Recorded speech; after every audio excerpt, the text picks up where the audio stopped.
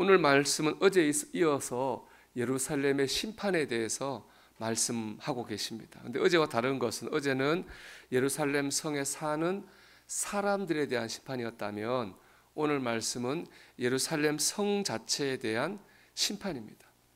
하나님 예루살렘 성을 심판하시는데 두 가지로 심판하십니다. 첫째는요, 뜨거운 불을 예루살렘에 내리셔요.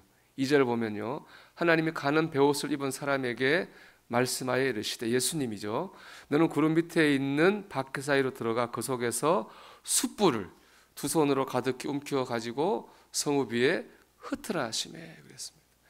하나님은 예수님으로 하여금 예루살렘에 이렇게 불을 내리게 하셨어요. 불 내리는 게 첫 번째 심판이고요. 두 번째 심판은 하나님께서 예루살렘 성을 떠나는 것입니다. 원래 하나님은 예루살렘 성 안에 있는 성전, 그 안에 있는 시성소에 계셨거든요. 근데 하나님이 거기를 떠나시는 거예요. 4절 말씀 보면 여호와의 영광이 성전 문지방에 계십니다. 하나님 지성소를 이제 떠나가지고 성전 문지방에 계신 거죠. 그리고 결국에는 나와서 성전을 완전히 성을 떠나십니다. 에스겔서 11장 23절 말씀 보면요, 여호와의 영광이 성읍 가운데에서부터 올라가 성읍 동쪽 산에 머무르고 그랬습니다. 즉 예루살렘 성을 나오셔가지고 예루살렘 성 동쪽에 있는 산에 하나님이 계셨다는 겁니다. 하나님 예루살렘을 떠나신 거죠. 예루살렘에 뜨거운 불을 내리시고 하나님 예루살렘 성을 떠난다. 이것은 이스라엘 백성으로서는 상상도 할 수 없는 일입니다. 왜냐, 예루살렘 성은 하나님의 거룩한 도성입니다. 성전은 하나님의 집입니다. 이런 예루살렘에 심판의 불이 떨어지고 하나님이 떠나신다. 이것은 상식적으로 일어날 수 없는 일이거든요. 그런데 문제는 뭐냐, 지금 예루살렘의 상황이 상식적이지 않다는 거예요. 제사장부터 백성까지 다 타락했습니다. 하나님을 믿는다 하면서도 하나님 말씀에 불순종합니다. 심지어 성전 안에서는요, 성전 안에서도 태양신, 단무스, 아세라 같은 우상을 숭배하는 예배가 은밀하게 드려지고 있었습니다. 가장 거룩해야 될 곳이 가장 타락한 곳이 되었습니다. 이 하나님께서 예루살렘을 심판하신 거예요. 여러분, 세상에요, 당연한 은혜는 없습니다. 우리가 교회니까, 내가 목사니까, 장로니까, 권사니까, 집사니까 당연히 하나님이 나를 지키시고 인도하시겠지, 큰 착각입니다. 무엇이나 누구나 다 심판의 대상이 될 수 있는 겁니다. 성전, 성도, 이름에 걸맞는 거룩을 추구하지 않으면 우리는 심판을 받는 겁니다. 여러분, 당연한 은혜는 없습니다.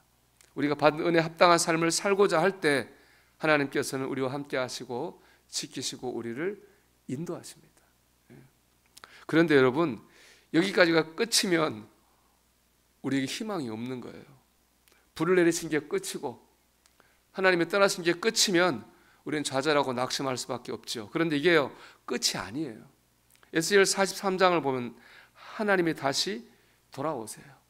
43장 1절을 보면요, 이스라엘 하나님의 영광이 동쪽에서부터 오는데, 하나님 예루살렘 동쪽 성읍 동쪽 산에 계셨잖아요.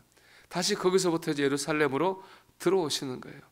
43장 4절 5절 보면요, 여호와의 영광이 동문을 통하여 성전으로 들어가고 영이 나를 들어 데리고 안뜰에 들어가시기로 내가 보니 여호와의 영광이 성전에 가득하더라 그랬어요.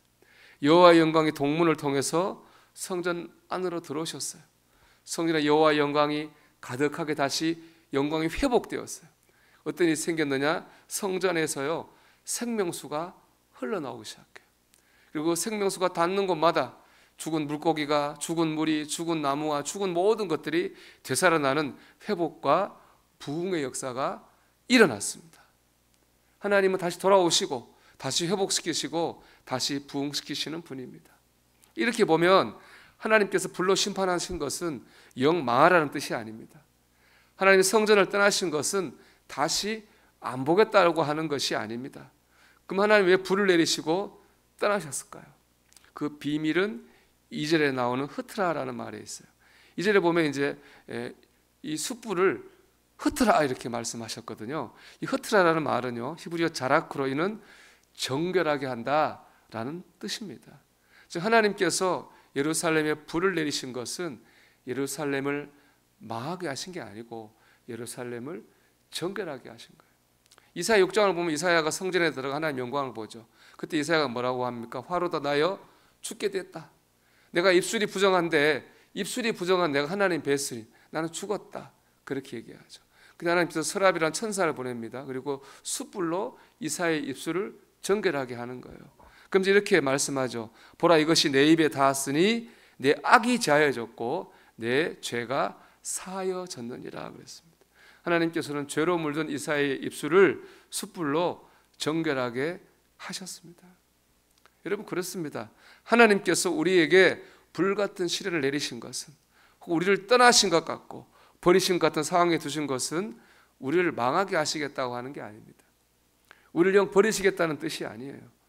우리를 그 뜻은 하나입니다. 정결입니다. 정결. 우리를 깨끗하게 하시는 거예요. 우리를 하여금 거룩을 회복하라는 것입니다. 우리는 우리 안에 있는 은밀한 우상을 버리고 하나님만을 섬겨야 됩니다. 불순종의 죄를 깨닫고 순종해야 됩니다. 그럼 하나님이 다시 돌아오시는 겁니다. 연약해진 우리의 육체와 영혼을 회복시켜 주십니다. 흔들리고 무너진 가정과 일터를 다시 세워주시는 거예요. 여러분 당연한 은혜는 없습니다. 그런데요 놀라운 은혜는 있습니다. 우리는 그렇기 때문에 하나님의 심판을 두려워해야 됩니다. 동시에 지금의 고난이 끝이 아님을 믿고 다시 소망을 품고 믿음으로 서야 됩니다. 그럴 때 우리는 은혜가 충만해질 수 있고 하나님과 뜨겁게 동행하는 삶을 살 수 있습니다. 당연한 은혜는 없고 놀라운 은혜는 있다. 오늘 이 말씀을 마음에 붙들고 하나님의 은혜 가운데 거하는 저와 여러분이 되기를 주님의 이름으로 축원합니다.